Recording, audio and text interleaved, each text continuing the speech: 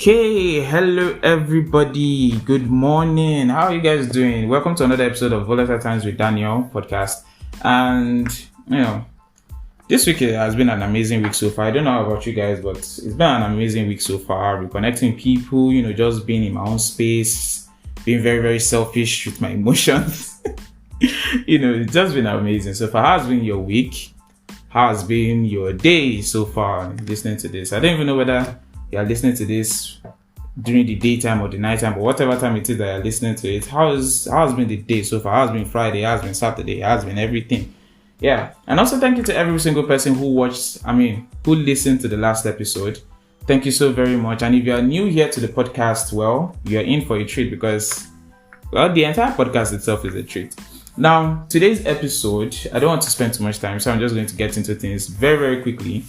Today's episode, I'm going to be talking about how we are addicted to stress. Now, many of us, when we look at the word addiction, we probably think, drugs and other stuff, which, yes, you're right, but you can also get addicted to emotions. You can get addicted to a couple of things like stress, and most of us don't even realize it.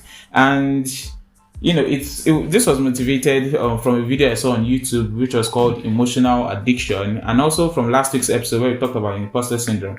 If you haven't listened to that episode, you want to listen to it because it will give you a little bit of context and weaponry for what we're going to be talking about today. But without further ado, let's do further. And remember, you are in for a treat.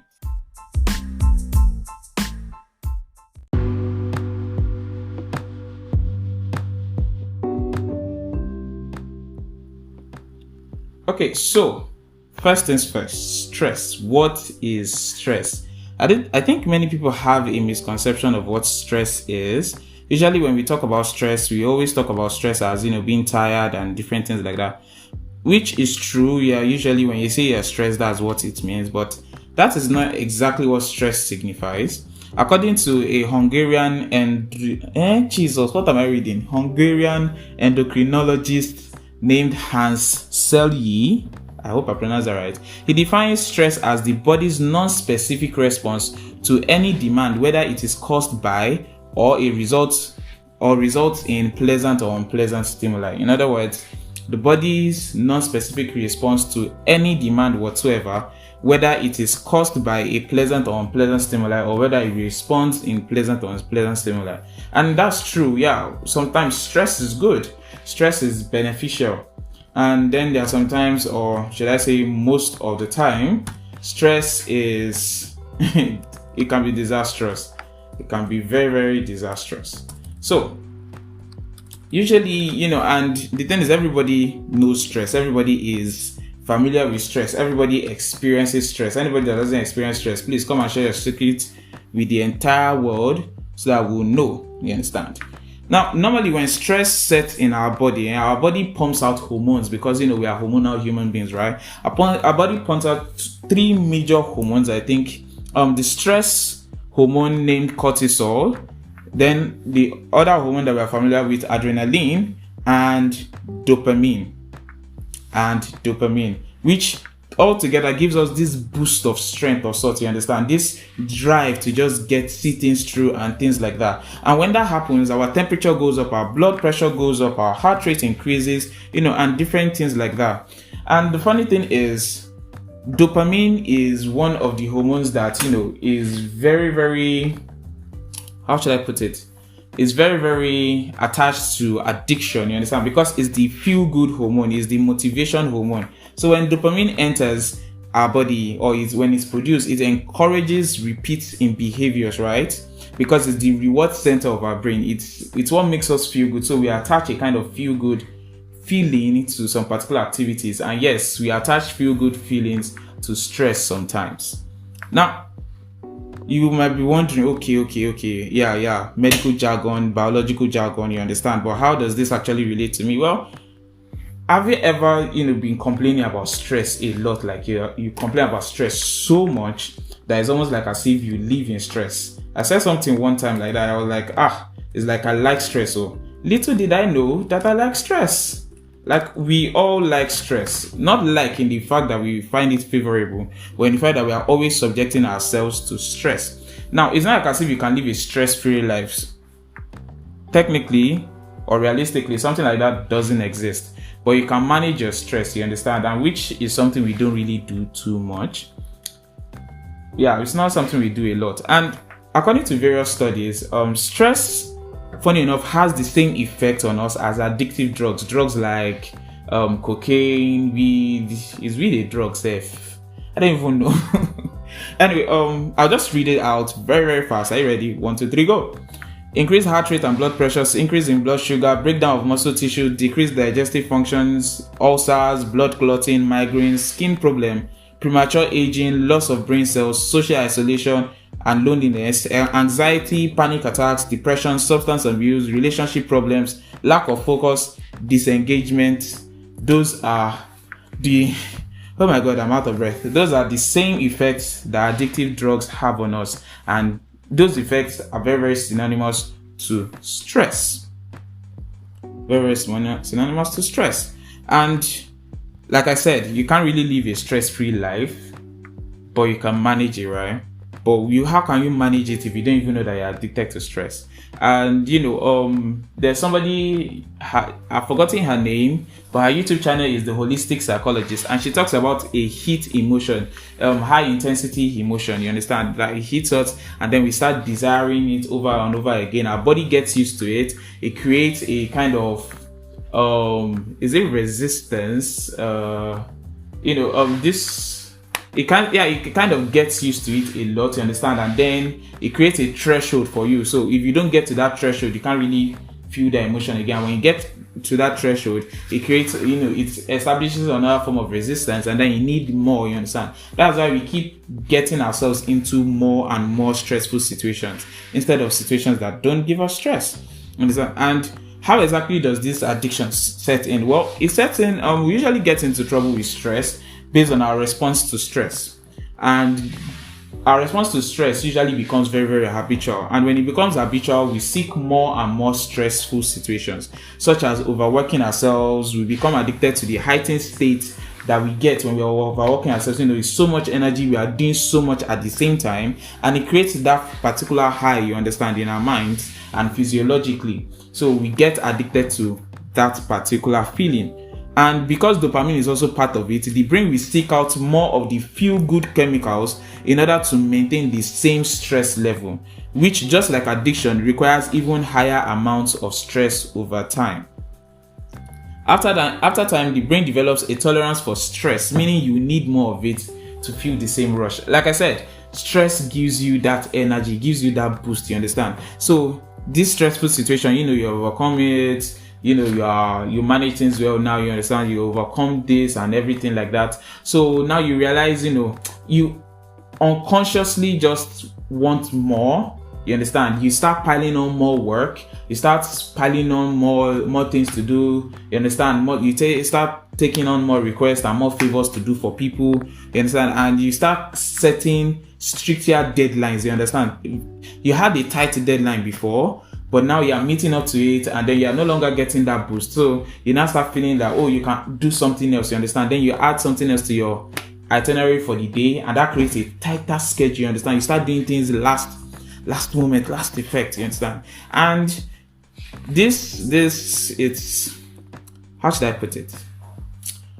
It's a very, very common thing that a lot of us do. We don't know we are doing it, but it's a very, very common, very, very common thing. Even I myself, in this current position that I am actually feeding into this.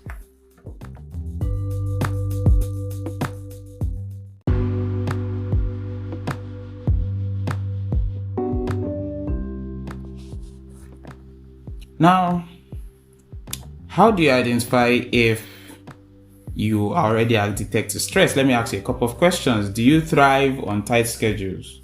Do you often leave things until the last minute? Do you have a difficult time doing nothing at all, like you just can't sit still and just enjoy the moment? Do you spend much of your vacation thinking about work? And even when you leave work, let's say you're not on vacation, but you leave work, you still end up thinking about work, worrying about things that concern work. Do you consistently worry about what you might be missing?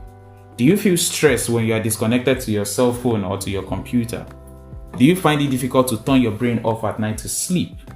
Do you find it difficult to, make time for friends or for hobbies or just particular activities that you enjoy? Do you feel as though you are constantly running from one thing to another? Do you find yourself finishing or wanting to finish other people's statements? Do you wish I'll stop asking questions so that you can get on with the rest of this episode? Well, if your answer to that mostly is yes, then you probably are addicted to stress. Which I'm going to be assuming that many of us, our answers to that is yes. We need to look for the symptoms if we want to combat this thing. We need to look for the symptoms, and symptoms are usually fatigue, increased heart rate, high blood pressure, a change in appetite, you understand, inability to sleep, irritability, you get easily irritated, anxiety, all these kind of things, you understand, and also frequent complaints. Stress addicts tend to spend a lot of time focusing on just how busy and stressful their lives are. You understand? Stress addicts may also find they have no free time and ditch social interactions and fun hobbies in favor of seeking out stressful scenarios while relationships fall by the wayside. They are not necessarily happy doing all of that, but you seek it out the more, you understand? And then your body, even when you recognize this thing in your mind, your body is so used to the stress that its very first response to anything is stress. Anything is stress. You can't find your charger for a second. You're stressed out. You forget a word. Maybe you are unable to complete a sentence immediately. You get stressed out. Somebody hisses near you, not even at you. Maybe the person is just frustrated also. You get stressed out. You get so irritable, you understand? Small things jolt you very easily. Small things, rile you up very easily. Or small things just bring down your morale and different things like that. You probably are addicted to stress, and this is something you might want to check out a lot. Then, what about facing the addiction? And facing the addiction is not something easy. It is not. According to Debbie Mandel, the author of Addicted to Stress, she says a stress addict is looking to feel numb through distraction to avoid dealing with the source of unhappiness and loss of control. It is easier to be incredibly busy than to face the painful layers of grief accumulated during the course of a lifetime. Yeah, and it's something I've experienced before, you understand, where you just throw yourself into work, throw yourself into so many activities that you can't even keep up with in the first place, and then you just get so stressed out, and even when you're stressed out, you still try to pick up yourself. And then some people get addicted to things like caffeine, some people get addicted to other kind of performance enhancing drugs, again, not Viagra, different things like that. So it's being a stress addict is very, very stressful in and of itself, but that is part of it. It's like a recurring loop over and over and over again. So the first way to combat the addiction itself is to change the narrative, you understand? Break the cycle. If you notice that you're somebody who always takes things on, who always takes so much on, ask yourself, will I survive without doing half of these things? You understand? You will, by the way, I'm answering for you. You will. Second thing, learn to say no without having to explain yourself. This is such a powerful thing. Learn to say no without having to explain yourself. You understand? Sometimes it's okay to be selfish and just want time for yourself, because if you don't have time for yourself, you won't be able to take care of yourself to be useful to others. So sometimes, you can just refer somebody to somebody else.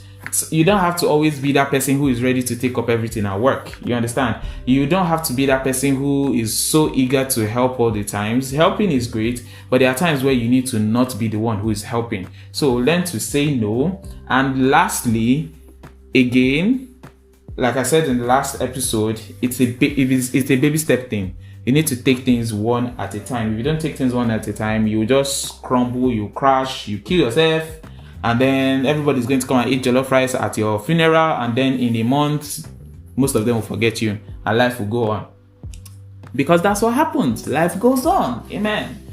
So, yeah, I just wanted to talk about this. This episode is not really all in all educator or something like that. I just wanted to talk about it. How addicted to stress we are. How we keep piling on things for ourselves. How we keep, putting ourselves in these awkward situations that gets us stressed. We watch TV shows that get us stressed. We listen to songs that get us stressed. We dance that gets us stressed. We make friends that get us stressed because, we are so addicted to stress. and we need to break the cycle if we want to be much more productive and healthier.